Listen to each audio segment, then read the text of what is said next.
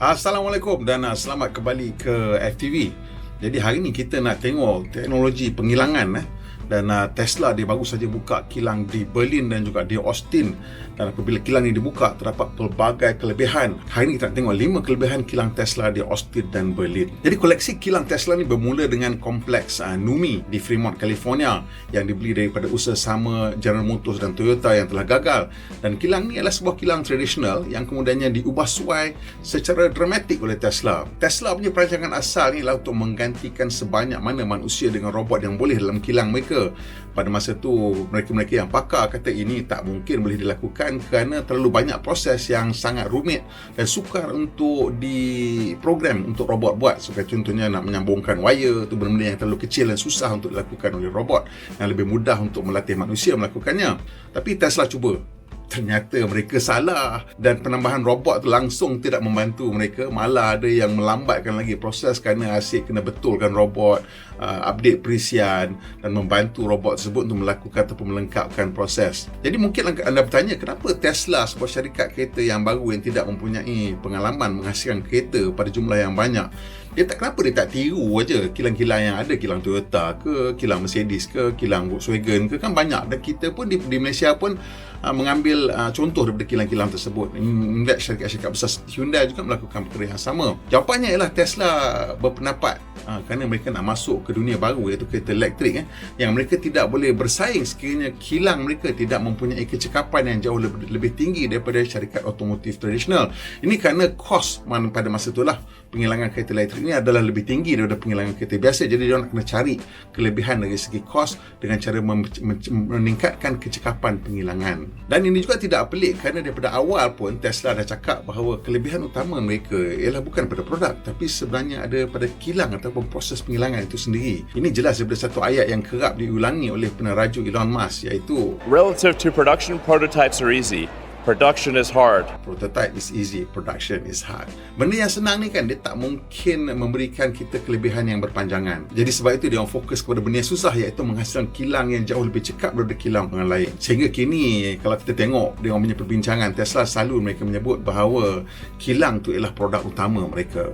Jadi setelah menuntut ilmu beberapa tahun di Fremont, banyak melakukan kesilapan dan banyak yang juga dengan pelajari, mereka telah mengumumkan kilang gergasi pertama mereka, iaitu di Shanghai pada tahun 2019. Dan setelah 13 bulan dibina, kilang tersebut siap pada penghujung tahun 2020. Giga Shanghai ni dikatakan versi 1.5 lah daripada kilang Tesla, manakala Berlin dan Austin adalah versi 2.0.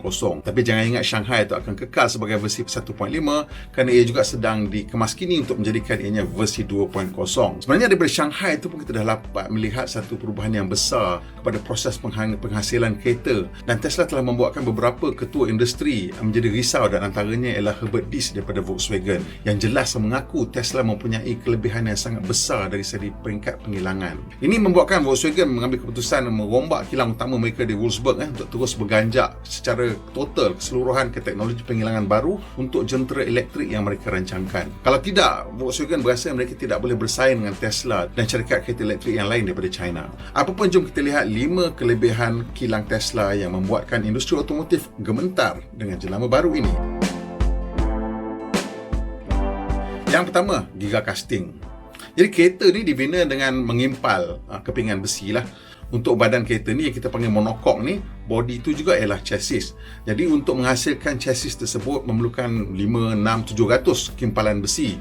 Dan ini memang satu proses yang memakan masa yang lama dan juga memerlukan robot yang banyak dan memakan ruang yang banyak. Jadi untuk Tesla, dia rasa kat situ ada ruang untuk kelebihan. Mereka menggunakan teknologi giga casting, di mana mereka menuang aluminium masuk ke dalam acuan untuk membentuk keseluruhan bahagian depan kereta satu komponen, keseluruhan bahagian belakang kereta satu komponen. Komponen besar ni dipanggil giga casting.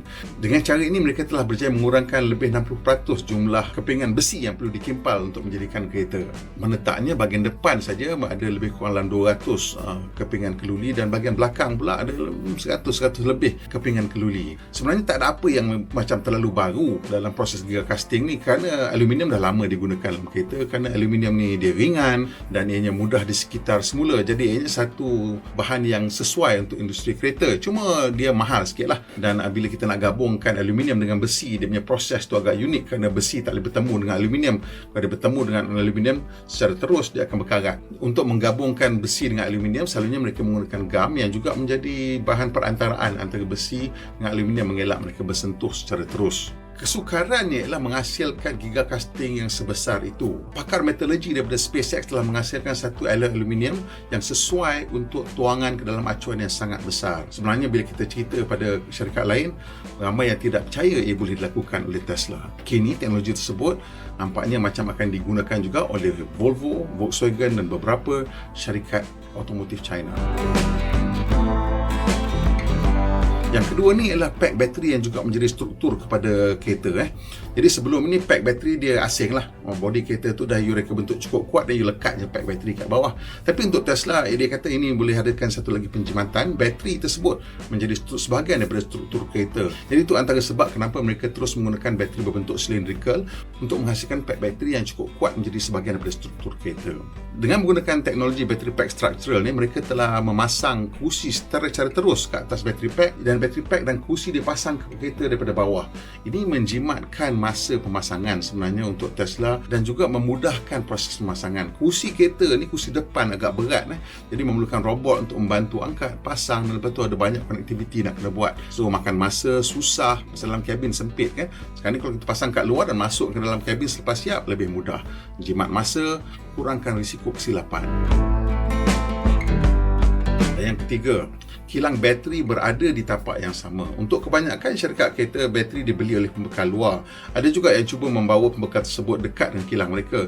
Tapi untuk Tesla, dia memang membuat bateri di dalam kilang itu tersebut. Kalau kita tengok kilang Giga Shanghai, Giga Berlin, Giga Texas, semuanya bertutup satu bangunan raksasa, satu bangunan gergasi, dan dalam tu semuanya ada di dalam tu. Jadi dengan melakukan begini, mereka tak perlu bergantung pada pembekal luar. Dan untuk Tesla, cita-cita mereka sebenarnya untuk menjadi salah satu penghasil bateri terbesar di dunia. Mereka bayangkan 3 terawatt semenjelang tahun 2030. Ini satu angka yang sangat besar kerana buat masa ini sekarang kapasiti seluruh dunia sekitar dalam 1 terawatt lebih sikit saja. Jadi Tesla akan menguasai lebih 50% kepada jumlah bekalan bateri yang diperlukan di masa depan. Dan yang uniknya, mereka telah menggunakan teknologi baru dalam penghasilan bateri yang telah mereka bangunkan sendiri di kilang percubaan di Keto Road. Dan kini kilang percubaan tersebut boleh menghasilkan 10 gigawatt bateri setahun, menjadikannya salah satu kilang bateri terbesar di dunia. Di Austin, peralatan untuk membina bateri sudah pun mula masuk dan juga akan dipasang di Berlin dan saya percaya kemudian di Shanghai. Dan ini akan membolehkan kilang Austin, Berlin dan Shanghai menghasilkan kereta pada kadar yang tinggi tanpa perlu bergantung kepada pembekal bateri luar. Ada beberapa syarikat lain yang juga memasang bateri on-site, tetapi kemungkinan format dan teknologi yang dipilih belum cukup sesuai untuk penghasilan kepada kadar yang sangat tinggi. Yang keempat, saiz kilang mereka sangat kompak. Jadi gabungan 3 teknologi pertama yang kita sebutkan tadi telah membolehkan Tesla menghasilkan kilang yang kompak. Sebagai perbandingan, mari kita tengok kilang Tesla dibandingkan dengan kilang kereta lain, termasuk kilang utama Pro 2 di Serendah dan kilang Proton di Tanjung Malim. Kalau kita tengok kilang di Pro 2 ni, panjang dia 1.3 km. Dia kompleks kilang lah, ada berbagai-bagai bangunan, tapi panjangnya lebih kurang 1.3 km. Dan kilang Pro 2 ni boleh menghasilkan maksimum 300,000 kenderaan setahun. Bila kita tengok kilang Proton di Tanjung Malim juga, saiznya lebih kurang sama. Kita tengok dimensi panjangnya, dan dia boleh menghasilkan lebih kurang dalam 200 mungkin ribu kereta setahun. Kilang utama Volkswagen di Wolfsburg boleh menghasilkan 8,000 kereta, tetapi saiznya 2 kali ganda daripada kilang Proton Pro 2. Dan kilang Tsumi Toyota juga ialah kilang paling besar. Mereka boleh menghasilkan sekitar 600,000 kereta setahun, dan saiznya lebih kurang macam sama dengan kilang Proton dan Pro 2. Hyundai pula, dia memang banyaklah, dia boleh menghasilkan 1.4 juta kereta, tapi saiznya juga agak besar, mungkin 2,5 kali ganda ataupun 3 kali ganda lebih besar daripada kilang Proton dan Pro 2. Kalau kita tengok kilang Giga Texas, Giga Shanghai dan Giga Berlin, saiznya lebih kurang sama dengan kilang Proton dan Pro 2. Tetapi kilang Shanghai itu bila diumumkan, dikatakan boleh menghasilkan 450,000 kereta setahun. Tetapi dalam tempoh kurang daripada setahun setelah ianya dibina, ia telah mencapai lebih kurang 700,000 kereta setahun. Dan sekarang pada bulan 3, katanya tempoh 12 bulan terakhir, ia telah melebihi 1 juta kereta dan mungkin berada di sekitar 1.1 ataupun 1.2 juta kereta setahun. dan Shanghai juga dikatakan akan boleh membina sehingga 2 juta kereta, sama seperti Texas dan Berlin. Dari segi kiraan kasar, kita boleh katakan bahawa kilang Tesla ni mengambil hanya 30 hingga 50% saja ruang yang diperlukan oleh kilang kereta biasa. Dan juga kalau kita tengok aturan dalam kilang itu mungkin sukar ditiru oleh syarikat-syarikat lain kerana dia orang mungkin tak vertically integrated ataupun tidak bersepadu secara menegak, di mana Tesla membuat banyak komponen-komponen sendiri, termasuk kerusi kereta pun Tesla buat sendiri. Ramai orang dah outsource benda tu.